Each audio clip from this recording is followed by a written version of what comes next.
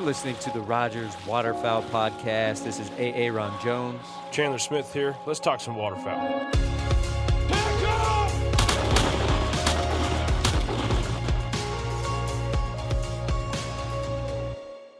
Did you just press the record button? I did. So that means we're recording a podcast. Right now. In fact, we're recording a podcast. Yeah. I'm feeling pretty warm now. Yes. It's pretty cold in here. It is usually. Why is it so frigid here in the studio? I don't know. I don't know if it's just because there's not enough activity. The doors are shut, or if it took to But there's all sorts of It's room close for to- activity. Well, it's close to the warehouse. So much The room for warehouse activity. is cold. Yeah. But yeah, it is frigid in here. So yeah. Man. Welcome back for another Rogers podcast. It's that time again. We keep cranking them out. Mm-hmm. Again, we got Josh Peck here from Outdoor Limits. He's down the road. We're just going to keep inviting him back up so we can knock out this season of Waterfowl Podcast and have some good topics and different point of views. It's hard to get guests in the studio that are from out of the area since traveling is still. Yeah, it's still a pandemic out here. Yes, indeed it is. It doesn't feel like it, though. It's kind of become the new normal. Yeah. And now it's still. I forget a mask every time I go somewhere. I have to go that's back the to the worst. truck and get It it. is the worst, man. I loved being in Nebraska, though, because you didn't have to wear a mask. Really? No, Yeah, outside at of Kansas City here in Missouri, most Oh, that's places right. you don't. I forget about that. Yeah, I went to I went heading out to Colorado. So most of the places we stopped in the middle. Kansas, Mm-hmm. Mm-hmm. we didn't. It wasn't on the door. But Yes. anyways, Enough of that nonsense. So What that are we kinda- talking about today, boys? that kind of leads us right into what we're talking about. Yes. I mean, some Kinda guys listening. You guys have already started your big duck season, but we're talking about preparing for our duck season, and we're preparing for a duck season in a pandemic. Mm-hmm. So there may be some interesting topics to go over that, you know, this is different than next year. It's going to be. I mean, we can talk about how the weather's looking, how the bird migration is looking, and all that stuff, but it's going to be a different feel for hunting this year, 100%. Mm-hmm. So we dive right into that, I guess. We have season starting in 2 weeks, Yeah, basically. roughly, maybe a day or two. October 31st for me. October 31st. It depends, too, where you're at in Kansas Yeah. or Missouri. I mean, Missouri, there's we youth have- seasons this weekend, Yeah, Mhm. we have north zone, middle zone, south zone. south zone. So, but yeah, a lot of places have started their regular. Have general you duck noticed season. anything yet, Josh? I haven't been out enough to know. I mean, I've only been to one season opener, and the rest of them have just kind of been during the middle of the week. So it's hard for me to tell, but there's definitely people out hunting. That's for sure. Mm-hmm. Yeah. I mean, you didn't go opening teal No, I You went went the the second weekend. the weekend, yeah. I went opening teal and saw I was impressed. Yeah. I saw an astounding, a huge amount of bump up in the area that I've, was hunting. It's just the amount of people Mm-hmm. and amount of the hardcore guys. I was really impressed. I saw some really cool utility trailers with kayaks and all sorts of fun stuff I've never seen in this area. Just people rolling in. Now, the place had teal, and props for these guys for scouting, but it was packed at like probably 2 a.m. And teal season, I've never done that. I mean, Well. big duck season, yeah. We don't go to sleep. We're there at midnight or 10 o'clock the night before, Mm-hmm. to get, and we're talking, I'm talking about public land here, and I think we might have jumped past that, but yeah, teal season, I saw a little bit of it. Tons of people. They ended up hunting pretty darn close to each other, more parties than I thought could fit in that area. But it was kind of cool to see just the rigs and everybody, out there getting serious about it. So I'm curious to see what big duck season has coming up, and that's what we're going to kind of talk about. Yeah, I mean, even the dove opener this year for me, I was amazed with the amount of people that were in the field before I was. Yeah. You couldn't find a spot in the field. Yeah. You said you scouted, found a place to go. You wanted to go here, and then things Then changed. Things changed. We had a couple issues that morning, and we got to the field a little later than we wanted to. But even then, I didn't expect that many people to be in that one field. Yeah. So I think things could be definitely a little bit different this year with people working from home. There might be some more people out during the week. So yeah, hunting. working from home is a whole new ball game for a lot of people this year. Imagine being able to work from home Work from your phone. Work from your phone. In a duck blind. Okay, so not even getting to the duck blind part. Like from your vehicle scouting on binoculars. You know, how much time on the road you could have working from home with binoculars, you know, looking over a marsh. And there was air quotes on that too, Yeah. working from home. Yeah. Yeah. Imagine that, you know, we talk about getting out there and scouting is important and it's a huge part of being very successful and having a great hunt. Mm-hmm. And the amount of time now that some people can get out there and get out on the roads and find these places or figure out exactly where they're going. You know, some people might have their favorite spot, but maybe a good amount of people might find their favorite spot this year. Yeah, that's true. My hope is, you know, yes, it's great to have everybody getting out and hunting. That's a given. But my hope is that, you know, people get out there the first 3 or 4 weeks and then it kind of starts to fizzle out on the public land scene when things kind of start to heat up a little bit. But that first cold front's going to roll through with that Arctic blast and get fresh birds in, and everybody's going to be right back at it. Yeah. But it's that's hard all to right. say. It's hard to say what's going to happen. But bringing it back around to what we're going to talk about is, like, how do you guys get ready for the season? Like, what kind of preparations do you do a month before, 2 weeks, the night before? What do you guys like to do? I guess it starts with a mental checklist and then maybe writing that down or making a list on my phone and then locating everything. I try to keep most of my gear and everything halfway organized throughout the off season, but I think towards the end of the season, everybody's completely exhausted, grizzled, and just worn out. And I don't know that everything gets put back in its proper location. It gets somewhere close maybe. But I guess locating everything first and foremost. Then I go from there. Chandler, what do you do? I'm terrible. I'm a shopper, I guess. I know where my decoys are, and I know where all my stuff's at. All your gear, you know where everything is? Calls, headlamps. Pretty much, yeah. Gloves, stocking caps. I know where it is, but I'm not saying, well, I know where it should be. Exactly. See, and that's what I'm saying. It's I in the just gotta garage find somewhere. everything. But somewhere in the garage, maybe in the corner over there. But I end up, like, doing a mental checklist and then buying things that I think I want that year. So, like, this year, I probably could scrounge up and find some spinning wings and get them working. But I'm just going to go buy a couple new ones. I know where probably 6 to 8 dozen duck floaters are, but I want new ones. So it's not fair. But usually, I mean, everything has their spot, but organized, not necessarily. Everything has their spot in the shed. Mm-hmm. It's a big corner piled up. And I'm pretty good at finding stuff. But other than that, I mean, I prepare maybe a few nights before. I don't know if so in the past, I started getting things ready in August when Waterfowl Weekend would start. And that was mainly decoys.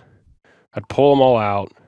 I'd check rigs, wash them off, put them back in bags, because sometimes by the end of the year, we didn't even hardly bag anything. I know some of our last hunts on some of the years were blizzard, freezing, you know, ice everywhere.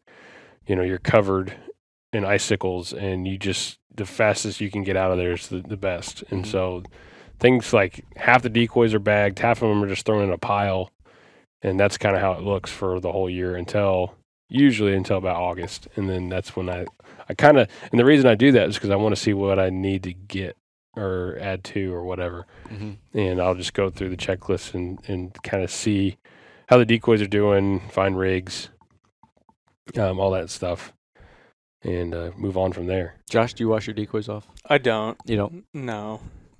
I don't see a point in it because they're going to get muddy again. Mm-hmm. When I wash my decoys, it's with marsh water. Just the next time you use them, if they're filthy, just scrub them off a little bit with your hand and call it good. Yeah. Pretty much. There's no point. They're going to get muddy again. Mm-hmm. But I like to generally get a good inventory on things July or August because, like, I have to get stuff out to make videos. So I'm doing all these preseason, here's how you rig up your decoys, or here's some decoy spread things, just like random like tip videos. So I'm digging through my trailer, finding stuff in the shed or in the garage, trying to make these videos. So by the time duck season comes around, my stuff's scattered. Like I can do as much organization after the season to like get everything kind of put back in its place. But by the time season rolls around, it's kind of like I don't know where half my stuff is. I guess it's inverse what I thought it would be. One thing I do that I just thought about is I get my calls out earlier. Mm-hmm. A lot earlier than I mess with anything else. So the calls kind of, when someone talks to me about duck hunting or something like that, usually I'm looking for my calls or something because we're on a topic of new duck call or how do I blow this on a goose call or whatever. It kind of, the topic comes up and then my duck calls come out and then they sit in my passenger seat for a while. And they've been out since teal season now here. So I've had them out for over a month. And that's what I start messing around with those, making sure they sound good, and making Do you clean sure. them all? No. Do you clean those? I know Bobby Hayes from Ducklander has told us that it's important to clean your calls, check the cork, and It is all important. that good. Yeah, I don't know that I've cleaned mine in a couple years. I've never cleaned a duck call. Yeah, but I mean, after what they go through, I probably should. Just everything you eat and drink goes down the barrel, and I know I've dropped them in the marsh. Yeah. Lord only knows what it would look like if I pulled it apart, but It's important this year in particular to clean your calls after every hunt. mm-hmm. Get your little disinfecting wipe. Don't want to be spreading that COVID to your Yeah. buddies. Yeah. If I've dropped them in the marsh and then put them back up to my mouth, I'm sure I've had worse things. Oh, I'm sure. Yeah.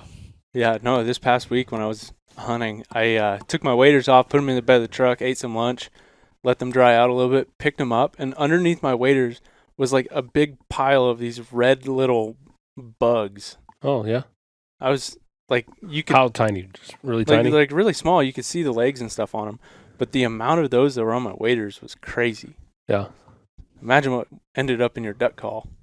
Yeah. Yeah. You're still here. Yeah, You're still here. but that was just on my waders though. Yeah. But yeah. So I'm pretty bad at some of the prep. I mean, it's usually 2 nights before Mm-hmm. is the start of like opening big duck. 2 nights before things get pulled out. Do you have like a specific spot that Yeah. you keep all your stuff? Yeah. And it's all like, okay, my elk hunting stuff's all to here, and then my camping stuff and my deer hunting stuff is all separated. And then the waterfowl stuff is the worst treated stuff, but it gets shoved in the shed. I mean, I'm talking bags, decoys, chairs, blinds. It's all together in a pile because that's what we usually do.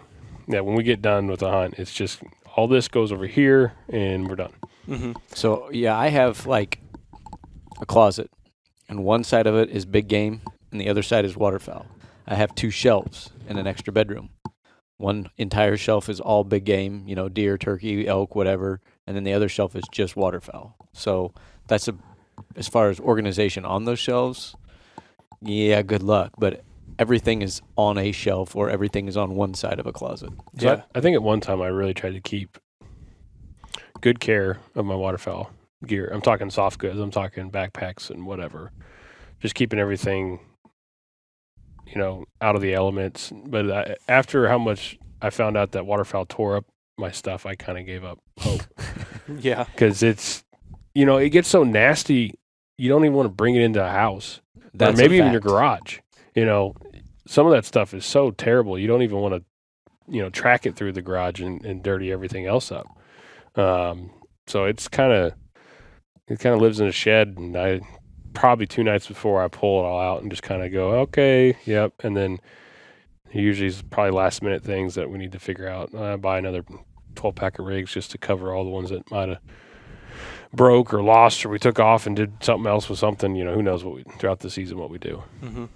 I've got a 2-car garage, and one side my wife parks on, but the other side is my side to do whatever I want with, and that's usually where I prep everything. So I got my boats in there and all that, but what I like to do is take everything that I'm going to take on my hunt that I'm going to throw in the bed of the truck and just lay it out on the floor in the garage to be ready.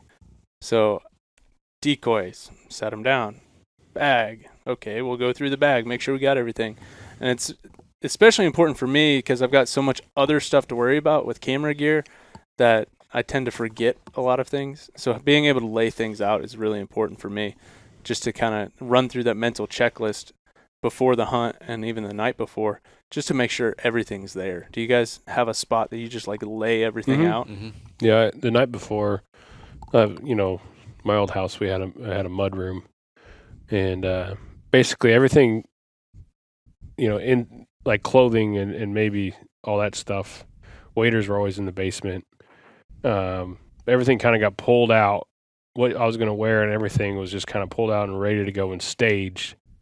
Now, opening Big Duck is different because we don't even go to sleep. We'll probably get home from work and just start packing. But after that, any type of other hunt after that, I think the night before, all gets pulled out right to one area. So I just got to go to one spot, grab the base layers and stuff I'm going to wear, and then just everything right there goes out the door, and all my checklist is done the night before, so I don't have to think about anything in the morning because I will figure it in the morning because I'm just not all there first thing. I'm not a morning person either, and I've got to have coffee to get my head right. Now, I think it's a little easier to remember things at the beginning of the season because you're still excited. Mm-hmm. But as that starts wearing and you start getting lack of sleep and it's a mental grind, I think it becomes more of just a habit than remembering everything. But I do know that as the season goes on, especially, Thanksgiving through the last month of the season, a lot of stuff just lives in my truck. It doesn't even make it into the house. Mm-hmm. Obviously, the shotgun will, but other than that, just a lot of gear just stays. Oh, other yeah. than whatever you have to charge, whether it's water motion or spinning wings. But at a certain point, it stays in the truck because it's either filthy, soaking wet, or I just get tired of dragging it back and forth, or I keep forgetting something and finally decide it's just going to live in the truck. And then by the end of duck season, how does your truck look? I try to keep it pretty clean, but recently I haven't. I've been on the road so much. I mean, you open the back door to my truck, you'd be like, yep, you've been hunting. Yeah. I got a case of shells back there, some ratchet straps rolling around, tool bags. How does your vehicle look at the end of hunting season? Most of my vehicle all year round looks like a train wreck. And I have so many activities, but duck season, yeah, like you said, like sometimes we hunt every morning some Before weeks. work here, yeah. My truck doesn't change. It's like you have blinds, decoys, chairs, sled, decoy dolly, whatever, in the truck, strapped down. It goes home. It stays like that. Tomorrow morning goes right back out. So that's kind of what it looks like for a long. And then it might not be till March where I actually take it out of the truck too. And there's times where for like weeks it's not dry. Everything is just soaking wet. No. Yeah. Yeah. Got the grinding. I will say, I have a pretty good. I can have a pretty good checklist the night before. I go through the essentials. Like one thing, have a chair. That's have a big a chair. one. Yes. For everybody who's going. Have a chair roll call the night before. Do you have a marsh seat? Do you have a chair of some sort? Yeah. And usually, if someone doesn't have one, I'll just go grab whatever else I got available because, these little turkey folding chairs or whatever, we find something that'll work, even though it's not the best marsh chair in the world. Mm-hmm. But chairs is like an essential. Obviously, you can't forget your decoys. Yes. I don't know if anybody who has. I don't think I've ever has. It's like I've left the house and gotten halfway to my spot and realized I forgot my waders. okay, that's Never decoys. yeah. I've never forgot my waders. I can see it happening, but that's like that's the essential checklist. Pull the waders out, have a chair, get all the clothing. I'm pretty good at picking and grabbing the proper amount of clothing if we're talking base layers to mid weights to a top layer or whatever for that day. We're all checking weather and winds and all that stuff, so we're pretty up to speed on that. My biggest issue is forgetting headlamps or misplacing headlamps. I seem to either put them in waders or put them in different jacket pockets, and I need to get about 6 and just stash them everywhere. That happened to me last week. I was getting ready to take everything out. By the time I got to the spot, I realized I forgot my headlamp. I didn't know where I put it. And that's why Banded put a light in their Red Zone Elite waders. Well, so I got the boat pulled out of the truck, decoys in the boat and all this. I go to put on my waders. I'm like, did I put these in the pocket of my waders? I pulled my headlamp out. That's nice. When you've gave up hope and lost it, but you find it. Yeah. And that's what I need to do. I need to put one in the center console of my truck, one in the pocket of my waders, and one in my double spinning wing backpack, one in the pocket of my jacket. Because rarely do I have all of that at once. A lot of times it's just, a nice heavy pullover and a vest. And don't always need that big jacket. So I don't take the big jacket, and then I grab the double spinning wing pack, or I just need more. Yeah. Plain and simple, I just need more. Yeah. Prep season, I'm bad at it, but I usually do it like the 2 nights before. So you'll see me the day before Big Duck buying 6 volts or a 24 pack of double A's, because I don't maintain the 6 volts during the off season for like spinning wings. So a lot of times I'll try to charge them like 2 nights before, wake up the next morning, the day before duck hunting, big duck opener, and I'll check it and see if I got any life. And if it doesn't, I got to go buy 6-volt batteries. So check your batteries before season. Yes. Grab double A's if you have any items that use double A's. That's one thing I always forget sometimes. Oh, I meant to grab double A's or D's for Wonder Ducks or something like that. And you're just not using that motorized decoy that day. But I'm trying to think of anything else. Headlamps, batteries, that stuff. Kind of. It never hurts to have extra headlamps too, because somebody, if you're with a party, is going to forget one. Mm-hmm. So it's always good to have a backup just for that person. Let your buddy borrow it or something. Yeah, we should make a contraption that straps your phone to your head, and then you turn your flashlight on. That works too. No. I'm trying to think of what else I do. I mean, Josh, you have a bunch of boat stuff that you're constantly going through, and you have like dry bags and stuff like set aside for like, okay, this has anything like my life jacket or anything boat related, and that kind of stays together and you don't ever leave it. So I use a dry bag anytime I'm in a boat because camera gear can't get wet. So if I'm taking the kayak or the new layout boat, I'm taking the dry bag with me, and that becomes my blind bag. So game tote, calls, shells, anything I'm taking on the hunt has got to be taken out of one bag and put into another one. So if I'm not going in the boat, I use the Elite double spinning wing bag as a blind bag because it just has so much room for everything. And each item has a particular spot in that bag. So I know if something's missing. So it can be kind of tricky to remember everything, but as long as it's all in that same bag and you're just taking it from that bag and putting it in another one, it's really not too big of an issue. But in my life jacket, since I've got a motor boat now, I have to have a whistle in the boat, so I just keep it in a pocket of the life jacket. Just got to make sure I grab the right life jacket every time. Yeah. I'm trying to think anything else. Check your chokes. I know I've gone out on opening day with an improved cylinder. Wasn't a big deal. Get them close enough, you're gonna get them. But it's not my whatever I was shooting that jebs or. There's been times too that you go out, you pull your gun out of the case. That's the full turkey choke. Yeah. Like, well, all right. Yeah. Yeah. Check that. Kayak paddles. Yeah. You got to remember the kayak paddles. Oh, yeah, that's a good one. That you're not going anywhere without them. Nope. Done that before too. What I do is like I start driving and you hit that midpoint getting to wherever you're hunting. You start running through your checklist again thinking, do I have my decoys? Yeah. Do I have my waders? Yeah. Do I have my kayak paddles? Crap. You gotta turn around, head back, get your kayak paddles. Yeah, try to do that checkpoint, like the stop sign before you leave your road or your neighborhood or something, Yeah, but I mean, at that point, it's like 3 o'clock in the morning. Oh, yeah. You've been awake for 10 minutes. Shoot, this morning I forgot my lunch and I had to turn around a mile down the road and go get my lunch from home. So mornings aren't good with me and like functioning and getting everything in my head right before coffee. So coffee first, and then I can function. I guess what we're getting at here is the night before you go, yes, line everything out. Snacks included. Yes, snacks are important. You will forget those if you don't do that. I said you have to buy them at the gas station. It just gets expensive. My Yeti thermos goes next to the coffee pot, so I know to take it, fill it. I'll get some snacks. Yeah, I mean the gas station stop. Yeah, that's inevitable. But I always like a few extra snacks that live in my double spinning wing backpack during the season. There's always one thing of crushed up Pop-Tarts in my bag. I'm going to see how far this year I can go in duck season without a gas station stop. Now, if I have to get gas, it's different. I'm talking about. But like I'm going to have coffee from home, and I'm going to have some type of Cliff Bar or something from my house that is going with me. I did that last year. You did? I'm not going to go by the local QT, But the But- warm taquitos in the morning, dude, I'm telling you. The iced Or honey buns. The Casey's breakfast pizza. Yep. Casey's pizza runs through my veins from about September to January. Hands down the best pizza around. Oh my For gosh. gas station For gas pizza. station pizza. Yeah. Or Yes. 4:00 in the morning pizza. Yep. Yes. Absolutely. I clean my gun the night before. So, Every time?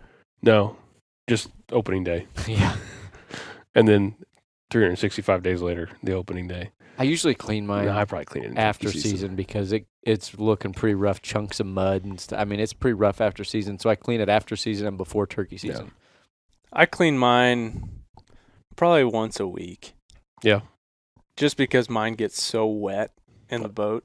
I imagine. Well, I mean, so yeah, you hopping in waders in and out of kayaks, like you don't have a dry floor anywhere. No. So My gun barrel is more rust than Yeah. black finish. It happens. yeah, Some people would probably be crying if their gun looked like mine. yeah, man, it's a tool, man. You gotta get out and use it. That's right. What's your favorite snack? Pop-Tarts? Pop-Tarts are one of those things that my parents never let me have as a kid. Ah, So now that I'm older and grown up, that's like my go-to snack. What flavor? Ooh. I really like the cinnamon roll Pop-Tarts, Those are good. but cherry, blueberry, I don't discriminate, actually. Chandler? the cinnamon. Cinnamon? Is it? Cinnamon brown sugar? Yeah, Yeah, Mhm. That's classic. And then strawberry right after that. But I don't like s'mores. I don't like. I'm not a I'm huge not- fan of the s'mores. I don't like the No, s'mores one. it's just They made one like that was like funfetti. It was like cake flavored or What? something. And it was like amazing. no. I came up with the cinnamon brown sugar original OG. I don't know if there's one before that, but I feel like that was the original. Those ones are pretty good. The You ever original. warmed one up on a buddy heater in an A-frame? I have not. No, I don't think That's so. the way to do it. I've warmed them up, but I don't think I've done it on an A-frame or in a buddy heater or anything like that. Mm-mm. That's a good idea. Yeah. I like it. You could warm it up maybe through your dash vents, driving where you're I've done going. that. Yeah. That was like 5 years ago, but I remember doing that. Honey buns used to always be in my bag. Mm-hmm. That was a go-to. I'm eating healthy this year, so Mm-hmm. yeah. That's what everybody says at the beginning of the season. I've done it. Cheetos. I've done it pretty well for a while. Yes. I used to get those, like the big bags with the little bags in them with chips. Mm. Grab a bag of chips. Mm-hmm. Dots pretzels. Pretzels are good too. All right, so now everybody has their favorite idea, or they're hungry Yes, which for is me. for the snacks they're gonna get prepared for on opening day. But Hot chocolate. I mean, checklist the night before, lay it all out.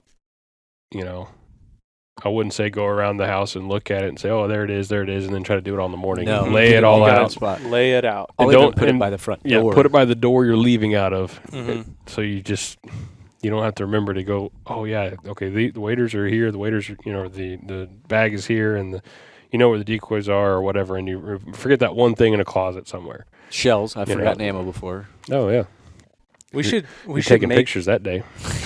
we should make a checklist and post it. Yeah, Let's do that. don't have to make a checklist. Yes. Like a duck hunting checklist. Yeah, I think that's a great idea. Because, yeah. I'm sure I'll add something to it and I'll be like, oh, yeah. And then people will start commenting on it and adding things. yeah. Yes, let's do that. It can grow by the time it hits big duck opener here. We could have a 50 line checklist for everybody to follow.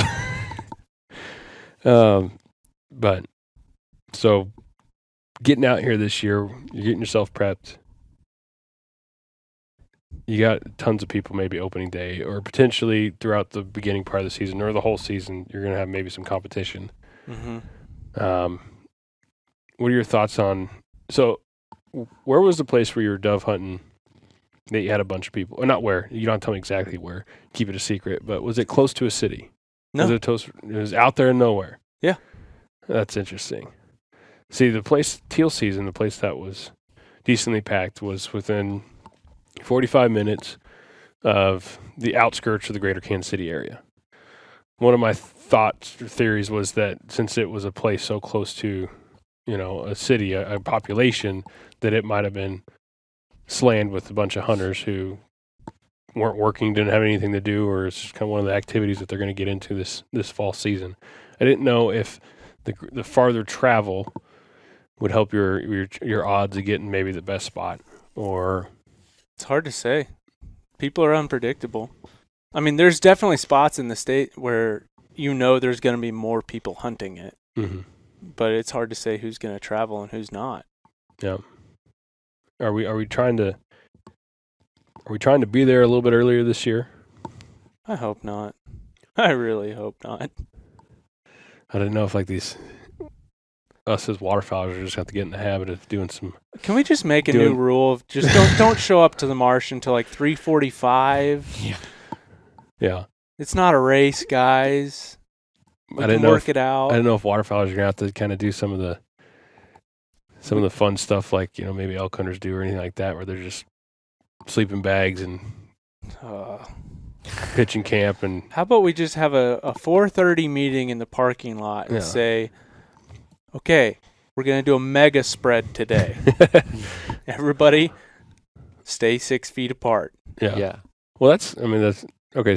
Social distancing, one thing, but that is one thing that I bet could really help some new friendships and whatnot. Is in the past, we didn't run into a ton of people where we hunt, but sometimes when we did, if it was a small area and it didn't really, you have two guys and then one other guy shows up by himself, we invited the guy by himself to come join our squad party, whatever you want to call it.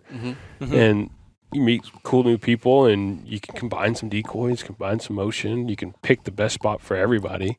Yeah. There's a lot of good things that come out of that. So you might have some more opportunities to do that. But on the other hand, you don't know who they are and how safe they hunt, or if they've ever hunted before or anything like that. So it's kind of a toss-up between there. But it would be nice to have, those parking lot conversations, talking to people, like either before or after the hunt, instead of, like, I've noticed over the years it's been a lot of, like, defensiveness in the waterfowl community.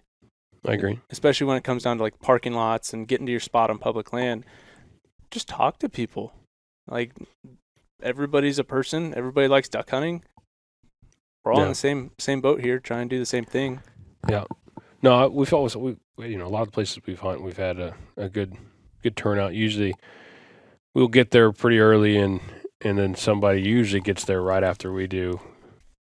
In not too long, 15, we're about ready. They kind of see that we're there, we're about ready to jump out, but then we'll sit down and talk and say, we're about, we're going over here. They're, they say maybe they're wanting to go to the same spot, but now they have to go to a different spot. We'll discuss, like, hey, I would go there because we know the whole, usually the whole area, very familiar with it, and we'd help them out and try to have a spot that both parties could do well. Yeah, I've had that happen before too, where I show up to a marsh I've never hunted before, never even laid eyes on it. I talked to somebody in the parking lot. I'm like, yeah, we're thinking about maybe going over that way, try it out, see how it goes. And he's like, no, you want to go over there. That's a decent spot, not a bad walk. You're going to have a good luck there. And it worked out. I mean, we shot 10 ducks that day. Yeah. But then you always got, on opening day, you always got to deal with the 15 minutes before shooting light party. I feel like they're always there. It's every time. And then it's like a gamble. Who are they going to set up in between? Or right who are next they set to? Up in front of. Yeah. So watch out for those people. Shine your headlamp, but it still doesn't matter. Let them know where you're at, or you try at least. But some people throw disregard to that, and it's like they don't see you, even though there's 4 people with headlamps. They just completely ignore it, which is unfortunate. But thinking about the big reservoir that we hunt, sometimes on good days or front days, I wish there was more hunters on bigger water to keep the birds stirred up. Oh yeah, could be a blessing in disguise this year. Because there's been some days, and granted, it is we'd be out there on a weird, like a Wednesday, and the front came through. It's 4 degrees or 11 degrees. We're walking out there, and there's a little bit of snow on the ground, and not a ton of people out there hunting because it was a weekday. It was really cold, but we knew it. We keep the ice off, we keep it open. It's going to be an awesome morning hunt. If you had a couple more people kicking things up, it might, those days might have been even better. I think it's funny how, like, we all want to have like this community of waterfowlers and have this friendly atmosphere, but we all love having the marsh to ourselves. True. That's true. And it's tough, too, because you want the marsh to yourself, but yet you want to see more dollars go to conservation, and then way more dollars go to conservation is through more people hunting and more people in the field. So then you get more marshes built. Yes, have more exactly. places to So hunt. it's kind of a catch-22, but I enjoy it all. oh yeah, Take the competition out of it. You know, go out there and have a blast. Meet agreed. some new people. But Would you guys ever, like, let's say you're hunting a marsh, there's one other group hunting it, and it's about 7:45 between, like, the morning flight and, like, the mid-morning flight. They've been banging away on them all morning. You haven't fired a shot. Would you go over there and ask them, like, you're hunting by yourself, would you go over there and ask them, hey, could I join you guys? no. Like I would, like I'm not hunting with 2 or 3 other guys, but literally just by myself. Just by yourself, and there's, like, 2 other guys hunting 400 yards down, and they've been banging on them. Maybe. I guess I don't know. I mean, If I knew who they were, yeah. you know what? Even if I didn't, I would say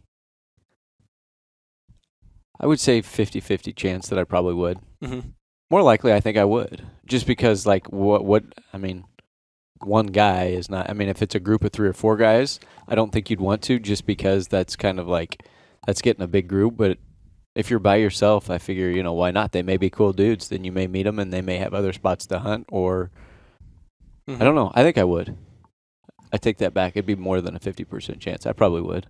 Yeah. I don't know if I would, especially with the cameras. Well, yeah. That'd be a little weird. Yeah, a little bit Sure. different scenario. I'd probably stay out of it. Sit back and watch, tip my hat. And hopefully they limit out, and And then slip in there. then I don't know if I might I'd go even talk move. to him at the end of the hunt.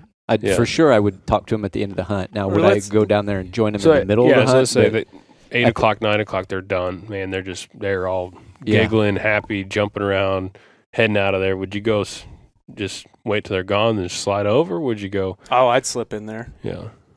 I definitely would slip in there, but I think I'd meet him and talk to him before they got out of there and just say, Yeah. I don't know. I like talking with people. I like hanging out with people. Yeah. Like maybe I view it a little bit different. Some people are like really, like you were talking about, really competitive, really just kind of grumpy when it comes to stuff like that. But I'm totally the opposite. I'm like, come on, let's hunt. Let's do whatever. I Yeah. don't know. My attitude's probably a little different than a lot. Yeah. I mean, granted, sometimes there's things like, last year we had a tough incident. We had a permanent blind that had our name on it, and we had 4 guys going out to that blind that day, and somebody was in it, an hour before shooting light, which is fair. But the rule is, if you can hunt other people's blinds as long as they're not there, but when they're there, that's their blind. As long as they show up before daylight, right? Correct. As long as they show up before shooting light, that's the rule. So these guys were there. I really wanted to just let them hang out, but the problem was we had a group of 4 guys, and they would have made 7, and there was not enough birds in the state of Missouri for us at the time to hunt 7 guys off this one spot. Mm-hmm. 7's a lot. It is a lot. It's a little hectic. And like you said, you don't know them, but, I hated the fact that I had to tell them to move down a couple coves or whatever. And they had their own decoys, but our decoys were already there. And we had built this blind, and that's, I didn't want to. If it was by myself, I might not have done anything because they've already made that effort. Mm-hmm. But we had 4 people that day, and it wouldn't have been fun for everybody if, there just wasn't enough activity for even 4 people probably on that day. So it was just a little overkill for something like that. That's tough, yeah. 7 is a lot. Yeah. But I've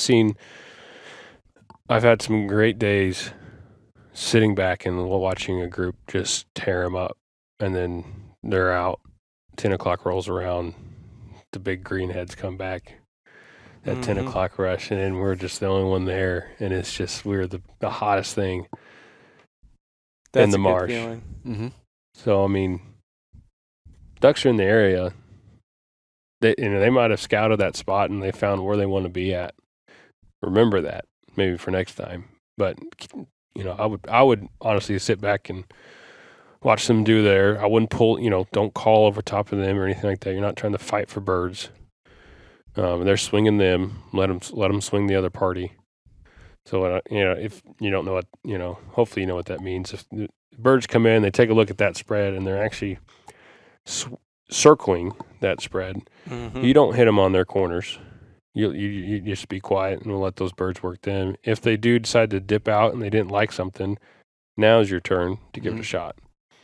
But they got to kind of give that stretch neck going away look before if they keep swinging in circles, just don't even mess with it because you're just making it harder for them and yourself. The birds are confused. There's 50 spinners out there and ducks everywhere, yelling at them. So let them do their thing. But I'm excited. Are you prepared? I am not anywhere close. No, not yet. I haven't done the whole mental checklist. I haven't located everything. Like that's usually the week of. So no, I am not prepared. I'm still trying to decide what type of floating decoys I'm going to run because I've put the ringer through. But you still have a shed full. The 6 dozen. I want to give those to a buddy of mine who's just he went on 2 hunts last year and he's just starting this year. They're old GHG. I mean, they're great decoys still. They're old pro grades from 4, 5, 6, 7 years ago. But I don't know. I've seen. I sit and stare at decoys all that's day what long. We do. Yeah, exactly. So I haven't decided if I'm gonna part ways with some of my decoys and get some new floaters. But that's one thing I got to figure. I got to figure out spinning wings decoys too because I put a ringer through my twin pack last year. The twin pack is probably 2 or 3 years old. Whenever we first came out with that twin pack, like they're 2 Lucky Juniors, a Drake and a hen pair, 6-volt batteries, go with remotes, all the newer style system with the USB remote receiver, all that good stuff. I think I got them when the first year they came out. I ended up either getting them soaked and then left them all year or they got rained on. I don't know. They were just completely a rust bucket last year. So I had to hardwire like emergency the battery surgery to the motor to have them run last year, which is annoying. So I gotta get new spinners this year. They did great, and it was my fault that I let them sit in a bucket of water. It looked like I still let them sit in a bucket of water. And that's why we have the Lucky Duck HDI spinning wing decoy that is waterproof. Yes. But you make sure your spinning wing decoys are dry, it'd be no problem. But what else do we need to talk about as far as preseason, like pre-game? I don't know if you got a duck boat, make sure that motor runs. Mm-hmm. I've been with multiple buddies who's like, you get out there and like motor's not doing it.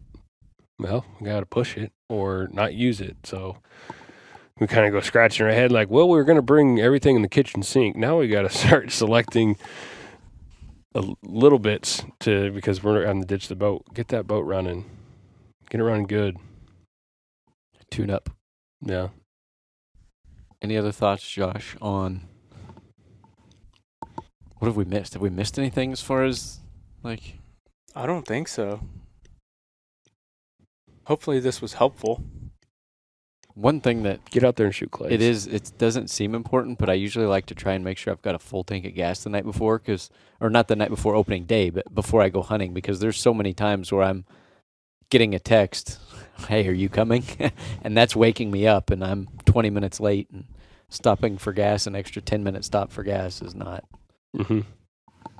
So, gas. Yeah. Sometimes. I say you can get out and shoot some clay targets before. Yes. Seems like sometimes opening day, it's kind of like you're starting to get back in the groove of leading and all that stuff. If you get out, I think, the week before season, get a fresh round of some good fun clay shooting, you might be just a step closer to where that first perfect greenhead mallard coming in. That never happens on Crosswind. opening day. No. Never. Not in my experience. No, they're usually teal flying first thing, and you shoot with your eyes closed, and Yeah. everything's flying everywhere. And everybody's your head's, taking 40-yard shots, and the birds don't know where to go. I hate openers. It's a poetic chaos. That's a fact. So yeah, getting ready for duck season in a pandemic.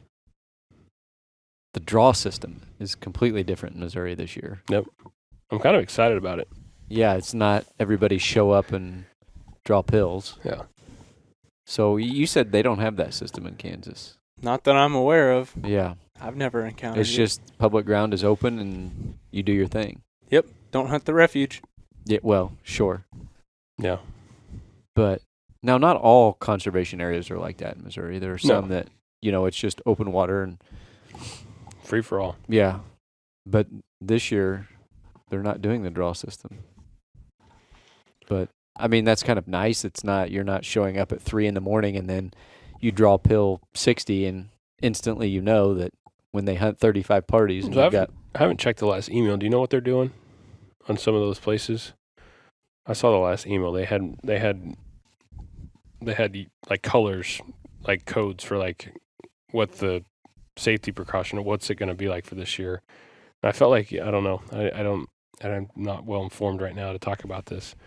I didn't know if we're drawing the night before do you know anything about that? No, because I probably am not even going to participate in that just because Brown or something like that, it's not. Brown's not open. Yeah, exactly. So that's why that's the one spot I usually went to. I know Nottoway Valley too, but Brown's the one place I usually went to do that. And since it's not open, I haven't really put much thought or effort into trying to figure out the draw system. Yeah. They got COVID-19 procedure levels for waterfowl management areas. So, we won't spend a lot of time because we have listeners all over the world, but, like all these places that are pretty hot, Fountain Grove, Four Rivers, Grand Pass, Montrose, Nottoway Valley, they're all like what they call green. So other things are called like 10 Mile Pond is a yellow. They have different like color ratings for this stuff. And green is a limited facility, 50% reservations allocated. Hunting parties will be able to select their hunt location. There is a pour line for no shows or 50% of for no shows. So that is the green. So that's what's still available for some of those. Nottoway's included in that. Yeah. So go check that out if you're in Missouri. Your red level is no staff hunter contact, no facility use. No facility use? No toilets. Oh, Yeah. I was like, no facility as in like the conservation area, like the facility, or is like red level will be hunt positions will be pre-assigned, no pour line, no vacancy filling. So 100% at reservation allocations for residents only through in-season draw. So that's a red level, most restrictive. So it seems pretty lax. Are there very many red? Actually, right now there's none. Okay. So there is some orange. I can't imagine dealing with that system. No. Showing up and then being like, well, I guess I can't hunt today. Picked the wrong number. Yeah. Well, yeah, you get happens. used to it. You go out there. It's early enough to where you have time to still beat maybe the later crowd and get to another spot. That's what we do. I mean, we always have plan B. We get there,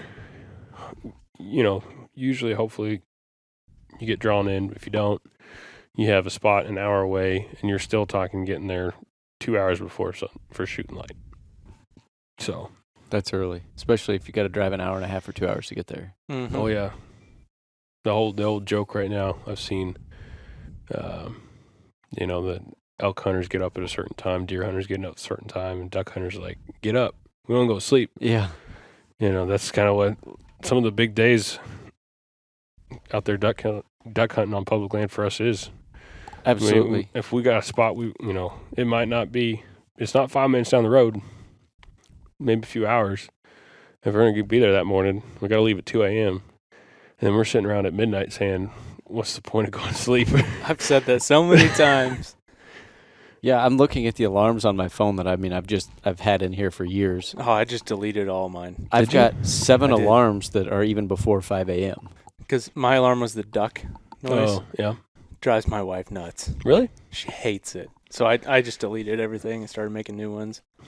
Yeah, I've got 7 alarms that are even before 5 a.m. We can Those are all pre-record a hunting goose sound and use it as your alarm. Oh, man, she'd hate that even more. That'd be Or- awesome. alarms. Electronic snow goose call. That's, Oh, there we go. Oh, no. You hear that in your sleep. Yes, you Yeah. do. You could hook up like some type of timer to the power cord to a snow goose call and just No. No. He wants to stay married. Yeah. insane. Yes.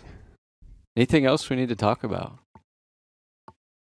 I can't got so think- many things I need to do now. I want to go Yeah. home right now and start straightening things up. Yes. Yes. Oh, man, my garage is a mess.